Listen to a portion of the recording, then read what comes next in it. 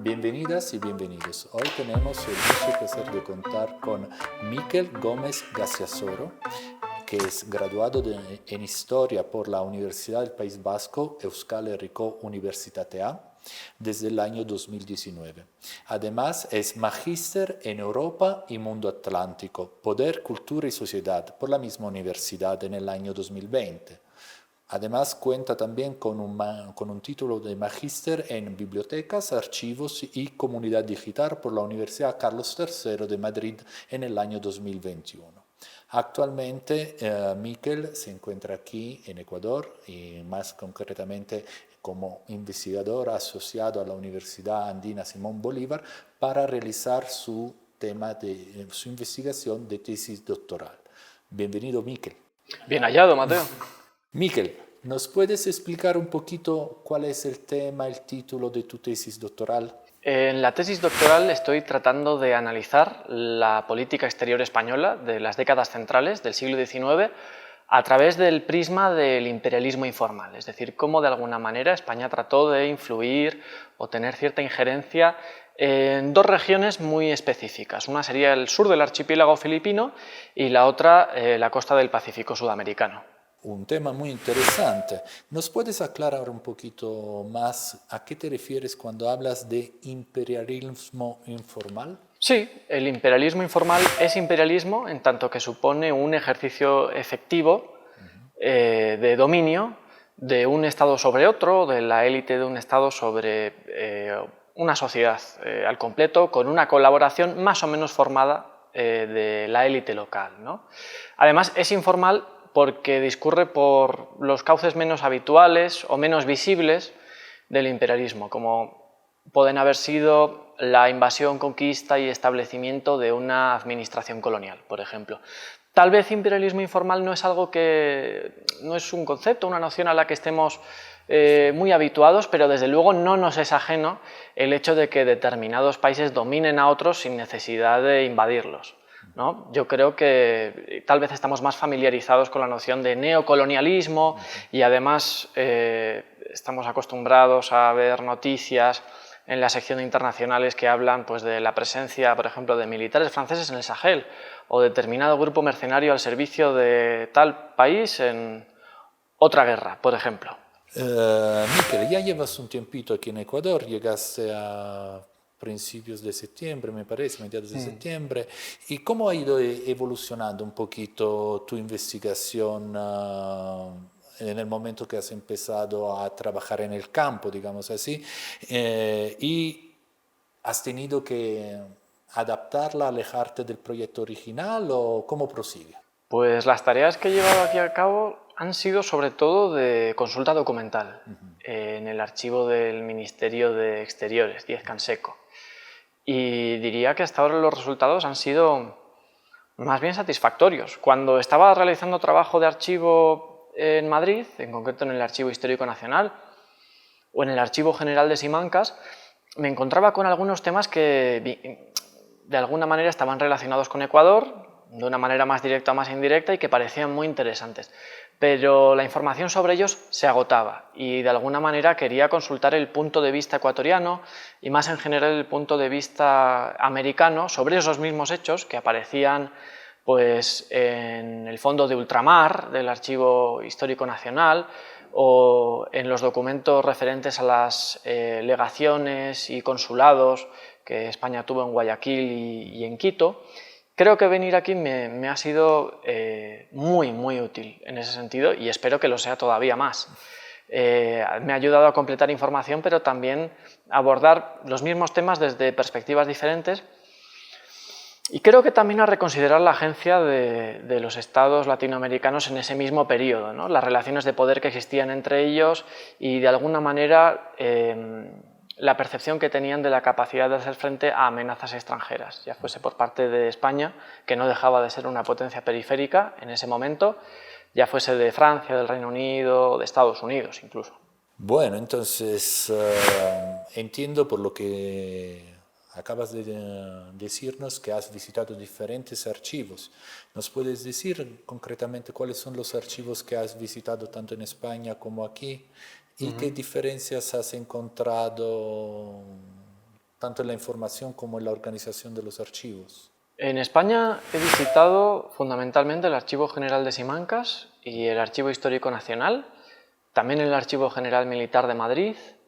Entre ellos, aun estando dentro del mismo estado, son muy diferentes por la cantidad y volumen de documentación que gestionan, también por la cantidad de público que acude a ellos, y me imagino que también por el periodo del que proceden la documentación que gestionan.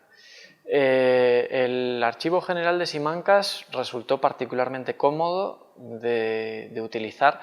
Bien es cierto que yo fui a consultar un apartado muy concreto y eso facilitó las cosas. Existen facilidades para realizar fotografías a los documentos, cosa que es de una gran ayuda para los investigadores. El Archivo Histórico Nacional es mucho más grande, es mucho más visitado, ello hace que la cantidad de trabajo o el volumen de trabajo al que deben hacer frente los técnicos del archivo sea mucho mayor. También es un archivo mucho más rico, seguramente sea aquel del que más documentación he tomado o tomaré en principio. Y en ocasiones su funcionamiento resulta un poco complejo, sobre todo a la hora de solicitar reprografías, como digo, debido al volumen, ¿no? Al volumen de la demanda de documentos.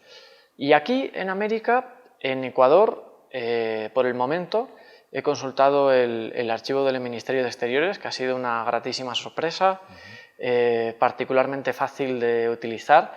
Es cierto que antes de acudir al archivo, el apartado web, la información a la cual puedes acceder desde el internet, es más bien reducida, pero una vez llegas al archivo es muy fácil orientarse porque el catálogo no es muy amplio, pero está muy bien organizado, se consulta de manera digital y además la documentación está ordenada, está encuadernada, ordenada, numerada, es muy difícil perderse, es muy fácil avanzar a un buen ritmo, se tarda muy poco tiempo en servir la documentación, eso es fantástico, también se pueden realizar fotografías, el personal es muy atento, en suma ha sido una grata sorpresa. También consulté el Archivo Nacional de Chile. Ajá. Creo que también con buenos resultados, esperemos. Y bueno, finalmente, ¿cómo está avanzando tu proyecto? ¿Nos puedes contar algo de la información de esos documentos que has encontrado? ¿Alguna anécdota en concreto? Me estabas hablando de documentación relativa a los jesuitas. Es un poquito, ¿cómo estás manejando esa información y qué incidencia está teniendo en tu proyecto? Pues por el momento he tenido algo de suerte, bastante suerte. Cuando comencé con la consulta documental para la tesis, la verdad es que no tenía mucha experiencia de archivo. Había trabajado en archivos de cara a realizar el trabajo final de máster, o la tesis de maestría, que se llamaría aquí, y recuerdo que cuando consulté la primera caja y abrí el primer legajo, encontré lo que pretendía encontrar, pero consideraba que era poco probable encontrar. Es decir, dentro de las reuniones del Consejo de Ministros, lo que sería el Consejo de Ministros de Fernando VII, pues diferentes estrategias para reconquistar América en la segunda mitad de la década del 20 del siglo XIX, que encajaban de alguna manera con aquello que yo aspiraba a encontrar. A partir de ahí, bueno, ha habido legajos más interesantes o legajos más prometedores y menos, desde luego. Pero fundamentalmente este trabajo comparado entre la península y América me ha permitido contrastar, comparar y complementar información.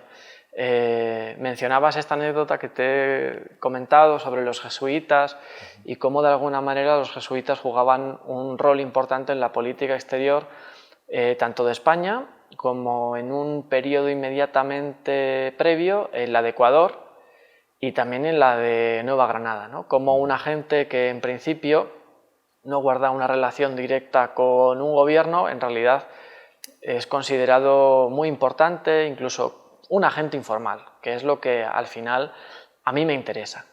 Y he encontrado otra serie de cosas que creo que me resultarán interesantes o que trataré de incluir en el texto final de la tesis, como por ejemplo la defensa de una comunidad establecida, por ejemplo, en una ciudad portuaria como puede ser Guayaquil, de alguna manera también los juegos diplomáticos, como terceros países tratan de influir en los conflictos que existen entre dos, con la intención de equilibrar o desequilibrar la balanza, cómo de alguna manera existe una disputa entre diferentes facciones políticas a la hora de encarar la política exterior, cómo esto se refleja en acuerdos y desacuerdos, por qué.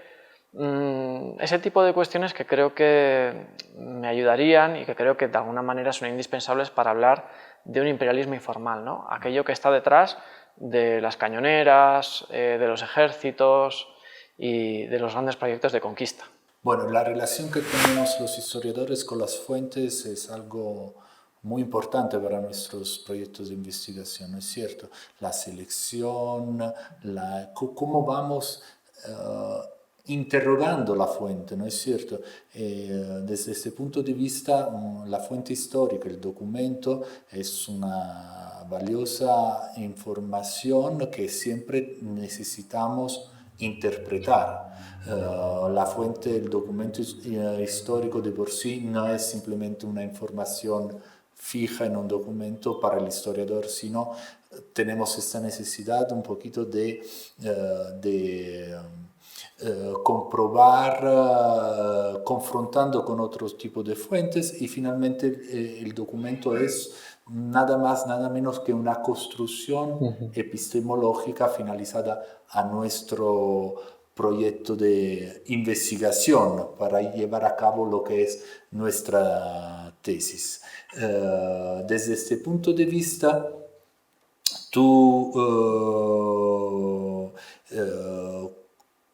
¿cómo la información que tú has encontrado es una información que revalida la tesis inicial, tu hipótesis, tu problema de investigación, o está cuestionando, está poniendo un poquito en tela de duda lo que era el punto de inicio de la tesis? Afortunadamente ambas. Sería un problema mayúsculo si solamente creyese que refuerzan la hipótesis inicial y sería otro problema descomunal si las contradijesen en todo momento, ¿no? Ello me obligaría sí o sí a una reformulación. He debido hacer reformulaciones, por supuesto, y de hecho me alegro. Contaba con ello al empezar. Y como digo, creo que aquello en lo que más ha cambiado el proyecto de tesis desde que lo planteé y fue aceptado hasta el día de hoy es el papel de los estados del Pacífico sudamericano. Debo decir que como alumno de doctorado también me he dejado orientar y guiar por mi director y mi codirectora de tesis, Óscar Álvarez Gila y Virginia López de Maturana Dieguez, y que a través de ellos y de la bibliografía y del contraste entre fuentes, pues he podido ir tal vez haciéndome las preguntas que he considerado más oportunas en cada momento. El hecho de que la documentación proceda de diferentes gobiernos que en ocasiones están enfrentados y ofrecen una descripción de la realidad que es tan contradictoria, aparentemente, me ha ayudado a plantear esas preguntas. Y como ya he mencionado, la bibliografía, ¿no? Al fin y al cabo, valernos del trabajo serio y fundado que ya han hecho otras personas con mucha más experiencia, en mi caso siempre con más experiencia, y que me han sido de gran utilidad y que lo son y espero que lo sean. Con seguridad lo serán. Bueno, Miquel, a mí no me queda más que desearte mucha suerte con tu proyecto. Para nosotros, la Universidad Andina, es un gusto, un placer contar con tu presencia y bueno, y termino esta entrevista agradeciéndose en tu lengua madre, en euskera, eskerrik asko, Miquel. Eso regatí, como se diría allí. Muchas gracias.